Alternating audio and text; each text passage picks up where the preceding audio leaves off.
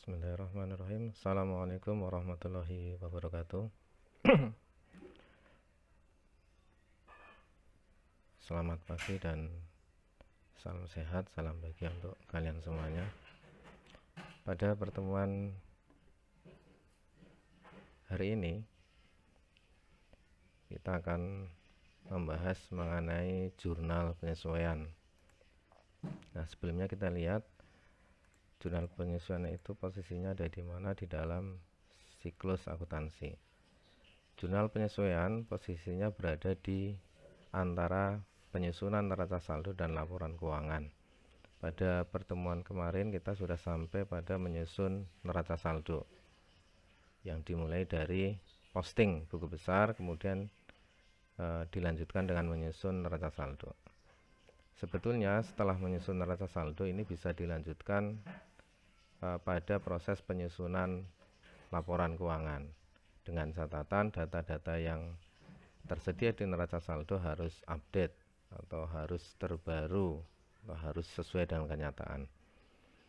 Manakala ada data neraca saldo yang belum menunjukkan data yang sebenarnya, maka harus dilakukan langkah-langkah penyesuaian. Nah, langkah penyesuaian itu dibuat dengan cara menyusun jurnal penyesuaian. Kemudian selanjutnya setelah jurnal penyesuaian nanti akan dilanjutkan pada proses menyusun neraca lajur. Setelah itu baru menyusun laporan keuangan. Baik, kita mulai dari pengertian jurnal penyesuaian. Jurnal penyesuaian merupakan jurnal yang disusun untuk menyesuaikan akun yang belum menunjukkan saldo yang sebenarnya, sehingga nanti saldo-saldo yang sudah disusun itu menjadi saldo yang up to date, saldo yang terkini, saldo yang datanya menunjukkan data sebenarnya, sehingga laporan keuangan yang nanti disusun itu juga menghasilkan laporan keuangan yang benar-benar valid karena datanya sudah sesuai dengan kondisi yang sebenarnya. Jurnal penyesuaian disusun berdasarkan data dari neraca saldo dan data penyesuaian akhir periode. Oleh karena itu, jurnal penyesuaian disusun pada akhir periode. Nah, ini kita lihat contoh neraca saldo dan data penyesuaian. Sehingga untuk menyusun penyesuaian harus tersedia data penyesuaian ini. Ketika data penyesuaian tidak ada, berarti tidak perlu menyusun jurnal penyesuaian. Dengan kata lain, neraca saldonya sudah menunjukkan data yang sebenarnya. Itu saya ulangi, penyusunan jurnal penyesuaian dasarnya adalah data penyesuaian. Kalau tidak ada data penyesuaian atau akun-akun itu tidak terdapat di data penyesuaian, maka tidak perlu disusun jurnal penyesuaian. Dilihat dari contoh ini, maka ada poin A sampai H yang harus disusun jurnal penyesuaiannya. Ada A sampai H yang harus disusun jurnal penyesuaiannya berdasarkan data-data ini. Nah, akun-akun apa saja yang memerlukan penyesuaian? Ada beberapa akun yang mengalami penyesuaian, jadi tidak semua akun. Yang pertama adalah akun atau rekening penyusutan atau depresiasi aset tetap atau aktiva tetap. Yang kedua, beban yang masih harus dibayar. Yang ketiga, piutang pendapatan. Yang keempat adalah kerugian piutang. Yang kelima, beban dibayar di muka. Keenam, perlengkapan. Dan ketujuh, pendapatan diterima di muka. Nah, untuk pertemuan minggu ini kita akan belajar berlatih untuk poin 1 sampai dengan 4 dulu. Poin 5 dan sampai dengan 7 akan kita bahas pada pertemuan berikutnya. Yang pertama adalah penyusutan atau depresiasi aset tetap. Apa itu aset tetap? Aset tetap yaitu harta yang diperoleh untuk digunakan dalam operasional dan dapat digunakan berulang-ulang serta umurnya lebih dari 1 tahun. Atau dengan kata lain, aset tetap itu aset yang harus ada selama perusahaan itu berdiri. Saya kira ini dipelajari di macam-macam akun, sudah pernah dipelajari. Apa saja yang termasuk aktiva tetap? Di antaranya adalah tanah. Nah, namun tanah tidak perlu disusutkan karena nilai tanah ini semakin tahun akan semakin meningkat. Tidak berkurang tapi malah meningkat. Aset tetap berikutnya selain tanah adalah bangunan. Nah, ini bangunan nilainya akan semakin berkurang sehingga harus disusutkan.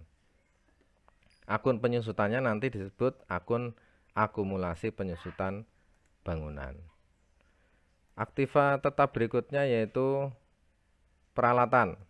Nah, karena peralatan juga memiliki masa manfaat, tidak selamanya bagus nilainya, sehingga nilainya harus disusutkan. Kemudian kendaraan juga nilainya setiap tahun akan berkurang, tidak lagi baru, tidak lagi harganya seperti baru. Lah karena harus disusutkan. Akun yang disediakan adalah akun akumulasi penyusutan kendaraan, sehingga ini disesuaikan dengan aktiva tetapnya. Kalau bangunan ya akumulasi penyusutan bangunan. Kalau kendaraan ya akumulasi penyusutan kendaraan. Kalau gedung ya akumulasi penyusutan gedung. Baik, contoh data penyesuaian untuk aktiva tetap, penyusutan aktiva tetap. Contoh, penyusutan peralatan salon ditetapkan 22 juta. Berdasarkan data penyesuaian tersebut, maka beban akan menimbulkan akun beban penyusutan peralatan salon bertambah di debit dan akumulasi penyusutan peralatan salon bertambah di kredit sebesar 22 juta. Jurnal penyesuaiannya seperti ini. Beban penyusutan peralatan salon debit 22 juta, kreditnya akumulasi penyusutan peralatan salon 22 juta. Ini untuk aktiva tetap. Kalau penyusutannya kendaraan ya berarti beban penyusutan kendaraan di debit, kreditnya akumulasi penyusutan kendaraan di kredit. Sejumlah berapa penyusutannya? Yang kedua, biaya yang masih harus dibayar atau disebut utang biaya atau utang beban.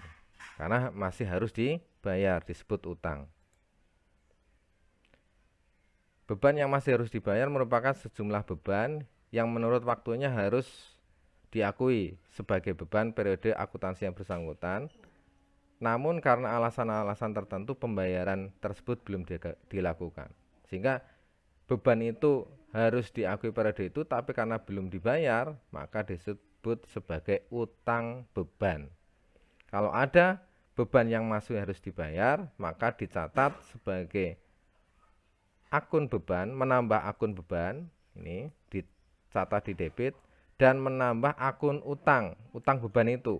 Utang apa? Kalau gaji ya, beban gaji ya utang gaji. Kalau sewa ya berarti utang sewa, bertambah di kredit. Contoh, diketahui perusahaan sampai dengan 31 Desember belum membayar gaji 900 atau 90.000. Nah, sampai dengan 31 Desember belum bayar gaji, maka akan menambah beban gaji di debit dan menambah utang gaji di kredit. Jurnal penyelesaiannya seperti ini. Beban gaji di debit, utang gaji bertambah di kredit. Itu.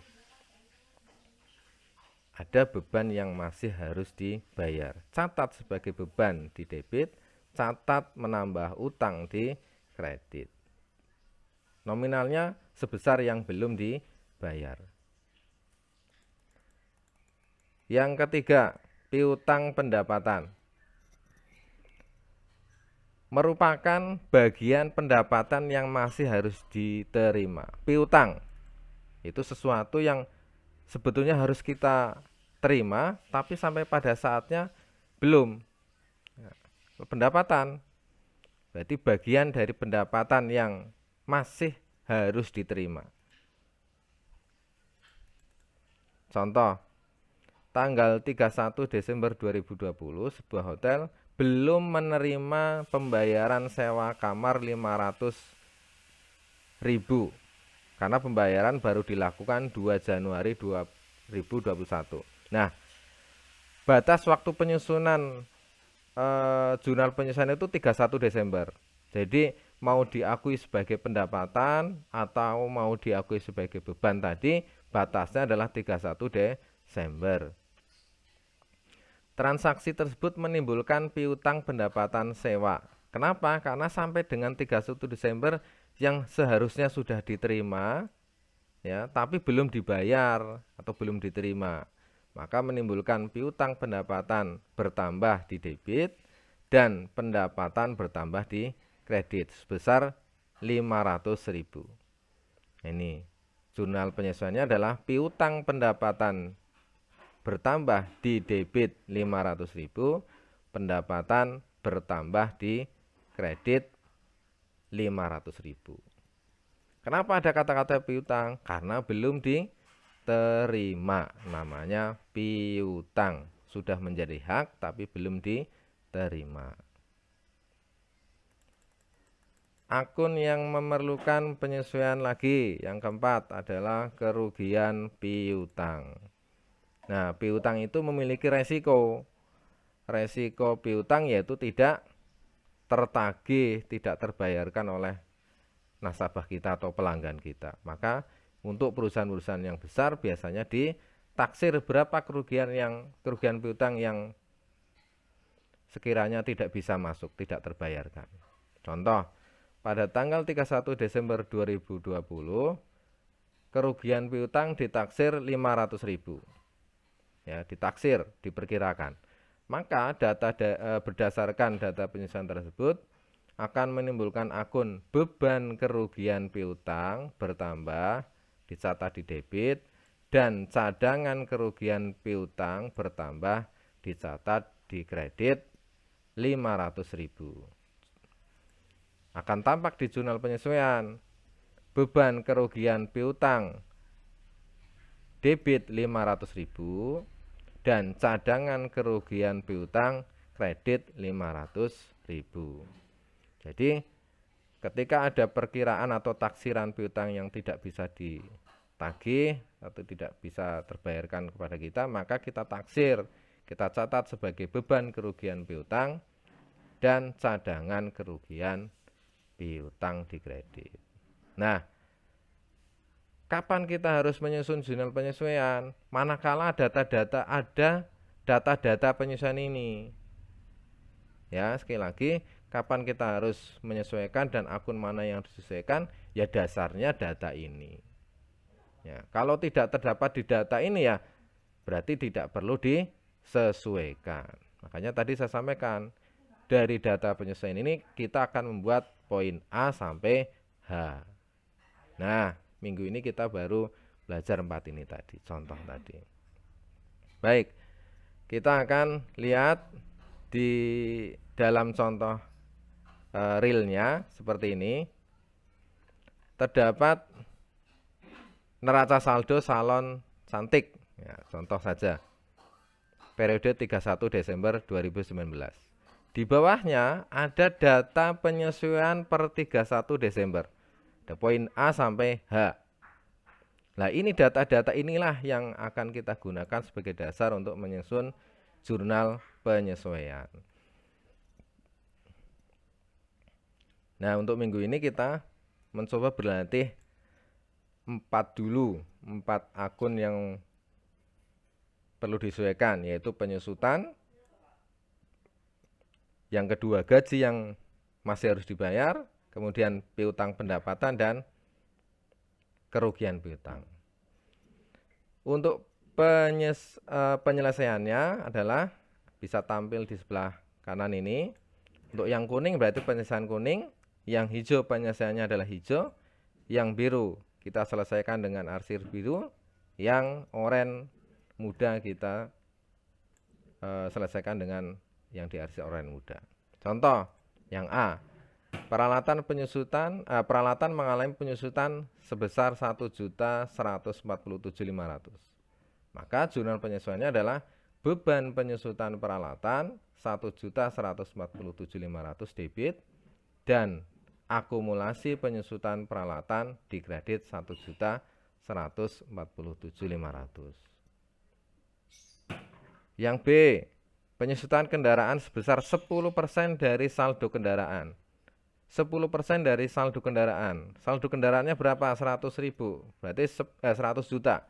Berarti 10%-nya adalah 10 juta. Jurnalnya adalah beban penyusutan kendaraan debit 10 juta, akumulasi penyusutan kendaraan 10 juta. Yang B. Yang C, gaji yang belum dibayar. Apa? Karena belum dibayar berarti catat sebagai beban gaji bertambah di debit 400.000 dan utang gaji karena belum dibayar bertambah di kredit 400.000.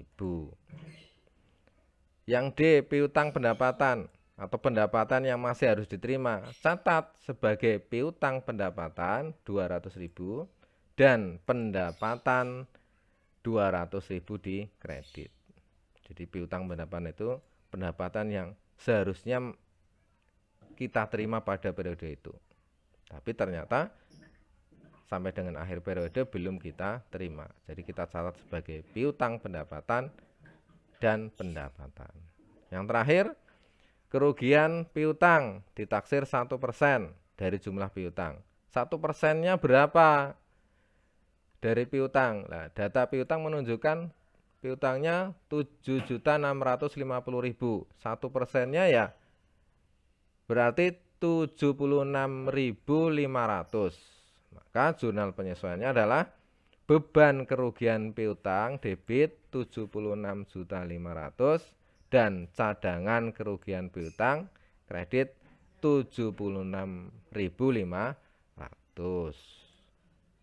Nah, sampai di sini ada pemahaman? Ya, contohnya jelas. Saya kira untuk yang arsir kuning, yang kuning dengan kuning penyelesaiannya. Atau nanti kalian bisa lihat di video, ya, bisa lihat di video yang saya sertakan. Baik, itu paparan materi pada pertemuan hari ini. Kalau ada yang mau ditanyakan bisa memberikan komentar di classroom kalian atau di grup WA, sehingga nanti kita bahas, kita diskusikan bersama-sama. Itu saja untuk pertemuan hari ini, kurang lebihnya mohon maaf. Terima kasih atas perhatiannya. Salam sehat. Saya akhiri. Assalamualaikum warahmatullahi wabarakatuh.